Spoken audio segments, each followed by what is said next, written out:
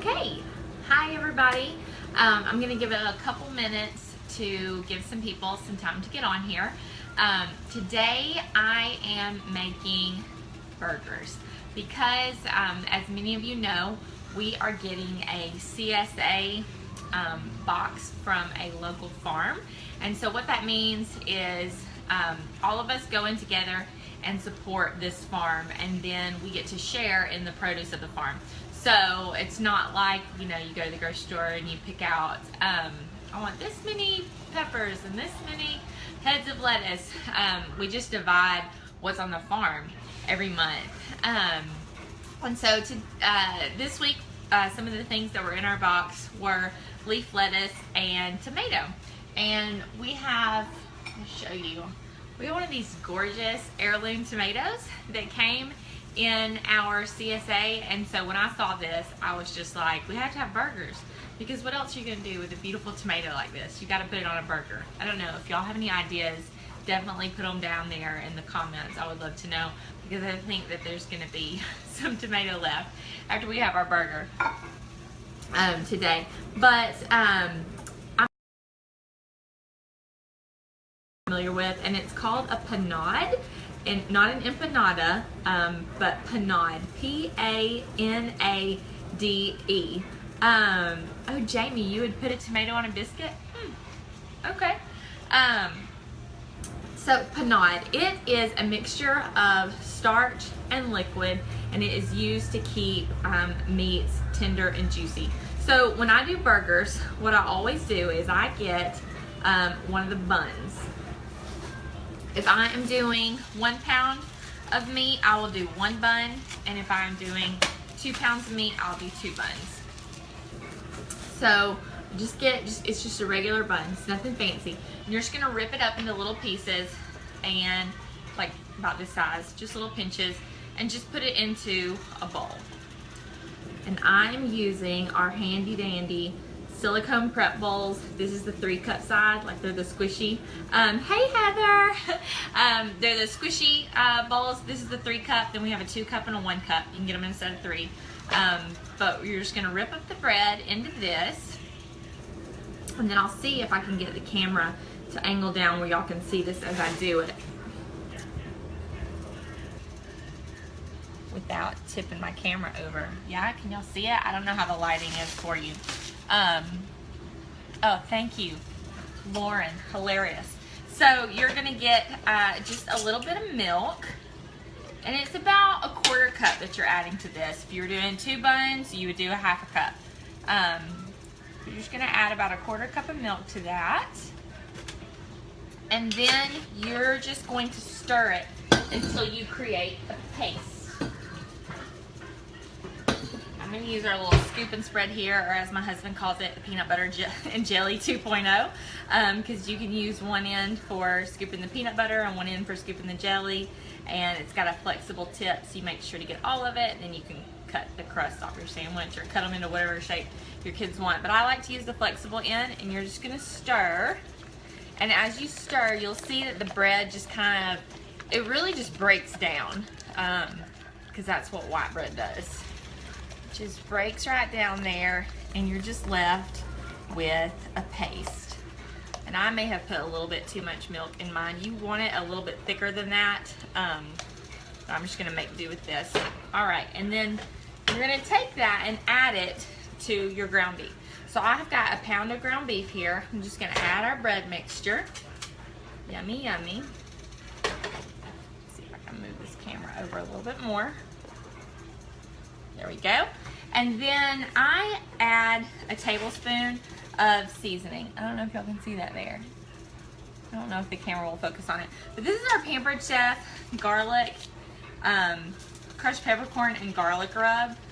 A lot of our rubs would be good in this. The bell pepper and herb would be good. The 3 onion is excellent. But you're just gonna get this in here, and then you'll just start to work it with your hands. So I'll let y'all come back up here to my face while I do that. Yes, Rachel, that utensil is so cool. It comes in gray now. The one that's burgundy, that's a little bit of an older model, but it comes in the cool gray and white now. And Heather, for wheat bread. You can use wheat bread. It may not give it as much as much of a tender feel as white bread would, because think about when you eat wheat bread. When you eat wheat bread, it doesn't really turn to glue in your mouth, but when you eat white bread, it does.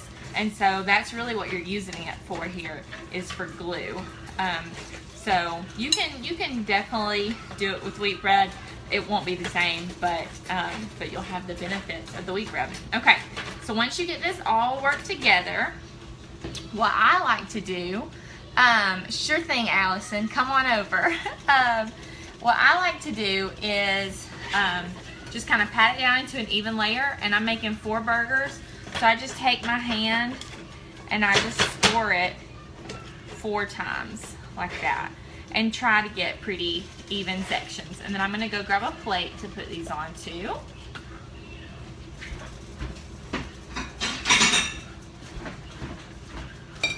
And so you'll just get these here and just kind of form them into your patty. And like I said, I went a little heavy on the milk, so these are a little looser than I would love for them to be, but it's okay. Just makes it a little bit tougher to deal with. This also, your meat is easiest to deal with if it's really, really cold, because the fat that's in it will be less sticky that way. Which idea, Elena? The scoring them and dividing them, or the panade? I hope I'm saying that right, y'all. I googled it. I've seen it in print a lot. Do y'all ever do that? Like, you know what a word is when you see it in print, but as far as pronouncing it, like, I remember when I was younger, I was like, I'm feeling very melancholy today. Let me go wash my hands.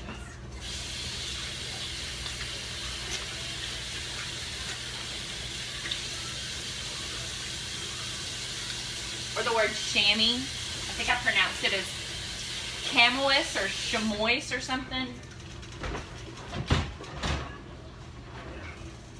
Of course, no towels. Christy, yes, we do have a burger press. Christy, I think you're a consultant, and you know that, right? We do have a burger press, but since it's new, I forgot that we had it. It's in my drawer. Let me see if I can find it.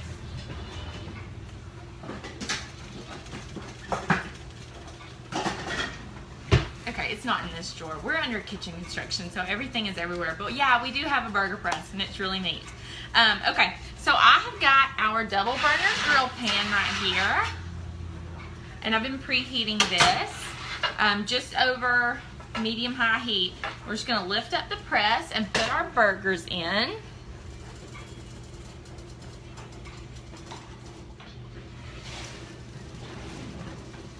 Spatula here so I can keep my hands clean. And here we go. That burger on. That one. It instantly smells good in here because of the rub that we put in there. And it just takes the guesswork out of seasoning your burger, because that rub already has salt and pepper in it, along with the garlic and everything good. So you don't have to worry about making sure you get the right amount of salt or pepper in your burger. And then we'll just gently put the press on top. You don't want to push down because you don't want to lose all those juices. But you keep it on the top there because it's made out of cast iron. It keeps that heat circulating, and so it helps your burger to get done more quickly. But because it's not a lid, it's allowing the steam to escape, so your burger actually gets that grilled flavor rather than feeling like it's just a steamed burger.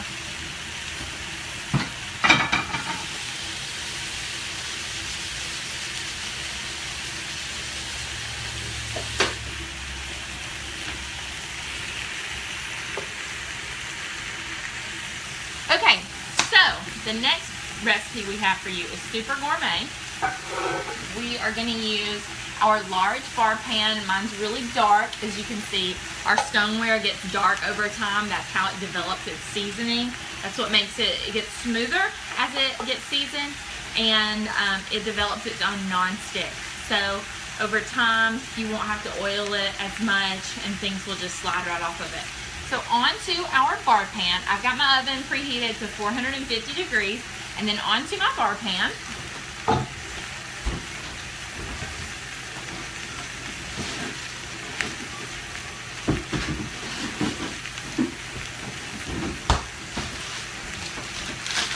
I'm gonna put some frozen French fries.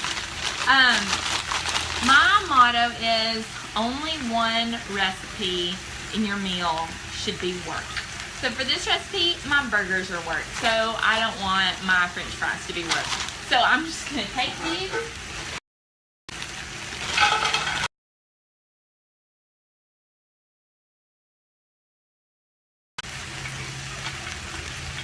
And into the oven they go.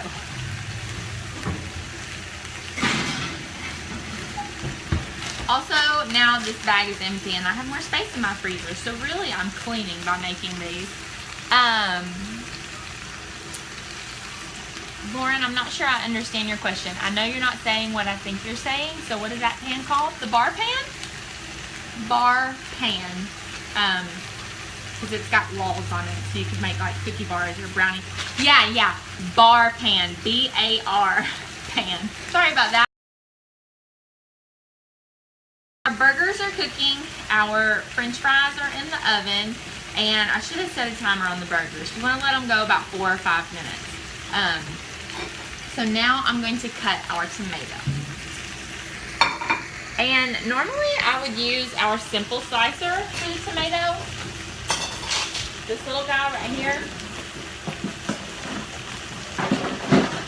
Because it's so nice. You just put the tomato in that little hole, put your prongs, and it slices it. But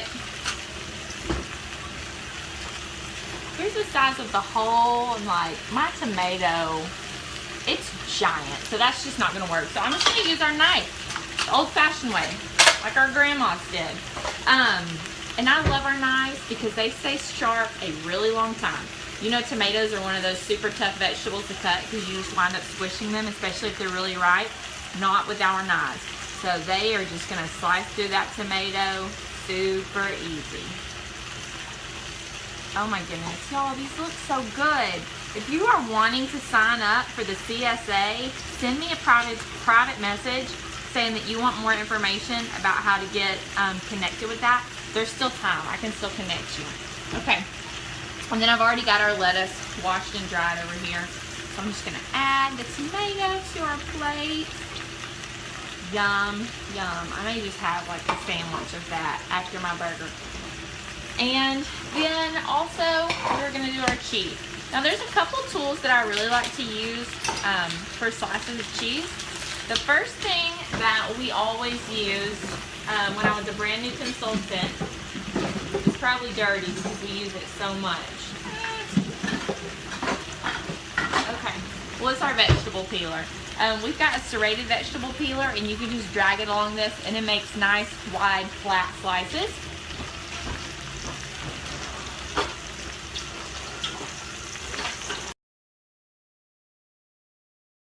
But the other thing that I like to use is our quick slice, which is our new tool that just came out. You can use it on onions, you can use it on avocado, you can use it on deviled eggs, mushrooms, but you can also use it on cheese. So all you do is you just take the little blade part out and push down onto it. Then you move it back over to the base, and that helps work the rest of it out. So after it goes through, you are left with all these great slices of cheese. So these are so great for snacking because you can figure out how many of those is a serving. I would do it for you. I think it's probably 2 of these is a serving of cheese, but I won't tell people how many you eat. But yeah, that's what I love for slicing cheese. So we've got our cheese too. I think it's probably time to flip our burgers. Alrighty, and y'all see on there, I think they're already starting to get those great grill marks. And it smells amazing in here. Oh my goodness, look at that great color. And it lifts it up out of the grease too, so that they have a chance to get brown and crispy. And it's just 4 minutes on each side. So I'm gonna cover these back up, and then I'll probably take it off a minute early and pop some cheese on there, and then we'll be ready to eat. Anna, I actually, oh gosh, of course, as soon as you ask me about propping up my phone falls over. I actually have push tripods. I'll pull it off and let you see. Here it is, right here. This is what I use to prop up my phone. So it's like all bendy and you can tilt it and stuff. Right now it's just leaned on the windowsill. But yeah, that's what I love. Yes, Rachel, that slicer. Salad the other day, wasn't a Greek salad, but it was like Greek flavors. And I just took 4 Roman tomatoes and just like pow, pow, pow, chopped them up. Took a red onion, chopped it up, 2 cucumbers, chopped it up, a couple bell peppers, and then a block of feta cheese.